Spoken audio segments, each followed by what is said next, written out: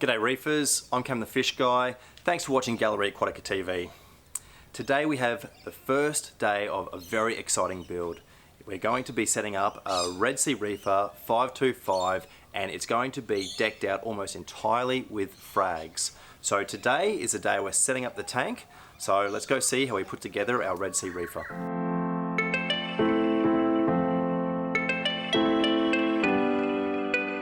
We've unloaded our crate, which had the Red Sea Reefer inside, and we've pulled apart the cabinet. That's going to be put together in a minute, and we've taken the tank out and put it on this trolley. Now the reason why we've put the tank on the trolley is because there's going to be something a little bit different with this Red Sea Reefer, and that is the fact that we've removed the black vinyl off the end.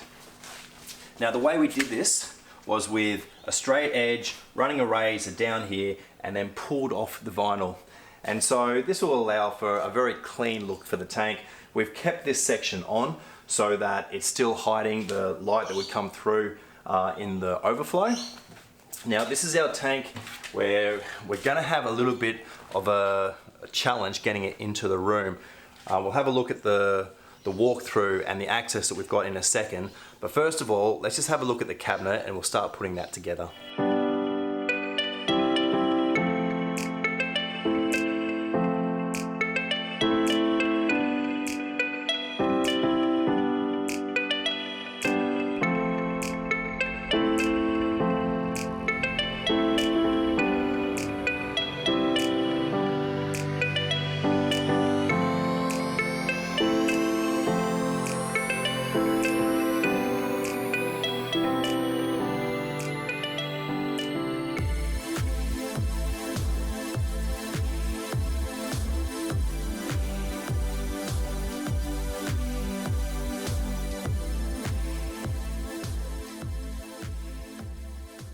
We've almost finished putting the cabinet together and we've checked that it's level, and Tom just has to put the doors on, but whilst he's doing that, let's go have a look at our access and how we're going to bring the tank in.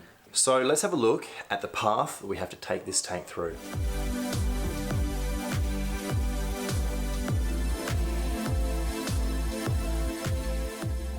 Because of the tight angle that we have to go through with these little steps and stairs to get into the room, we're going to stand the tank up on its end, and the hope is that we can go on its end onto that little step and then jimmy it around so we can then get the trolley through and hopefully trolley it to the cabinet. But we'll start by putting it on its end.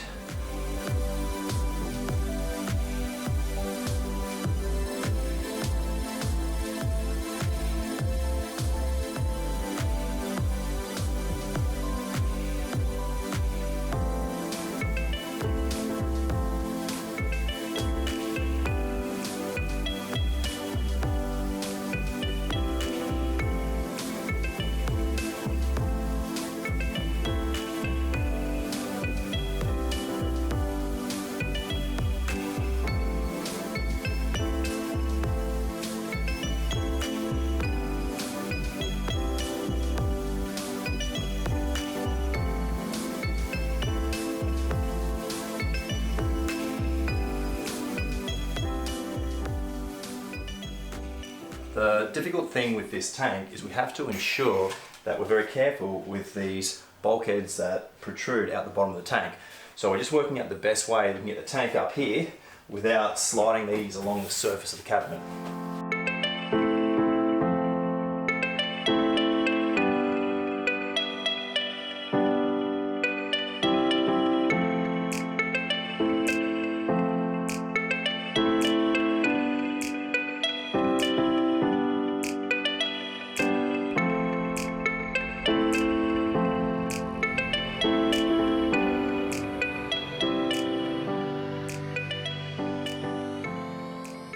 It's really hot under these LEDs. We probably should have turned them off.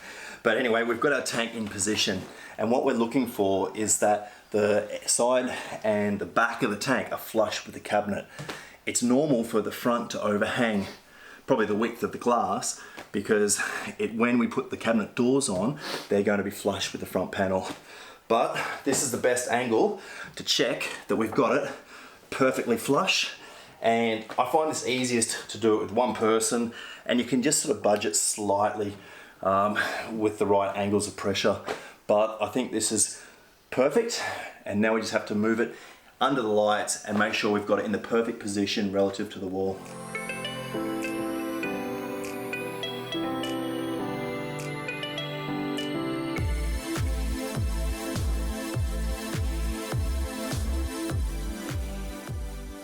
It's our baffle.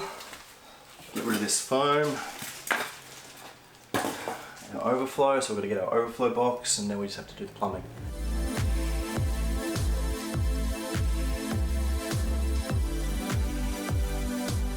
Everything's progressing really well. We have our tank in position.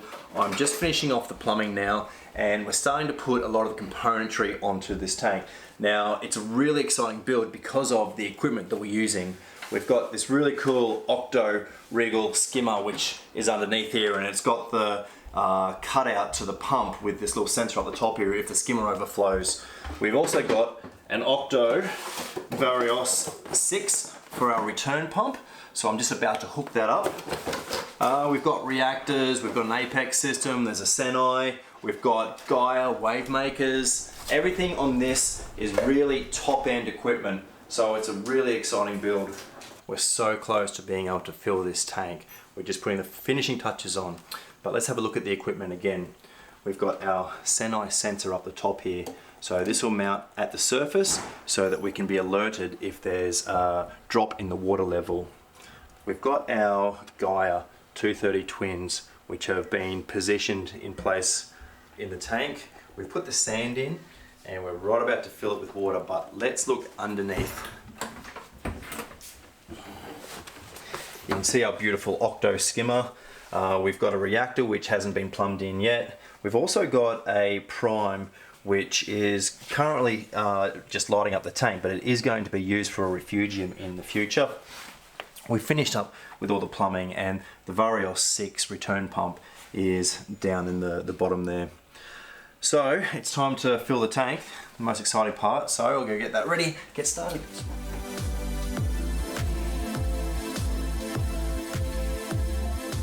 Alright, here comes the water.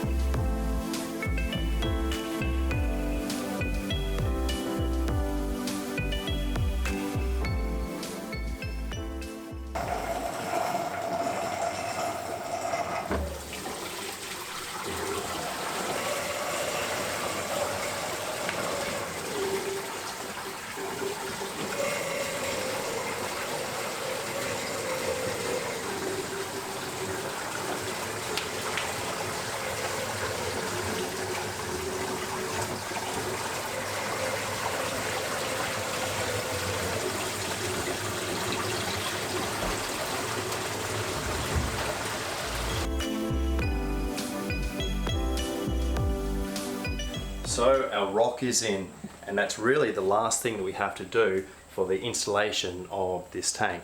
Now there's something very interesting about this tank.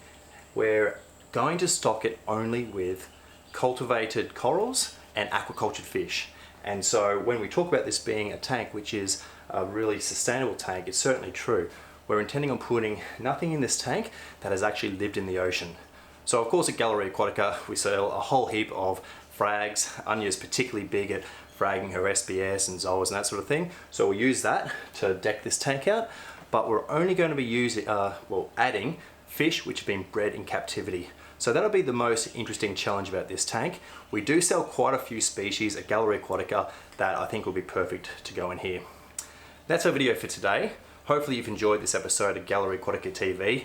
It's always a bit of fun putting together these systems, and we've smashed this one out in about 4 hours today. So anyway, I'm Cam the Fish Guy. Happy reefing!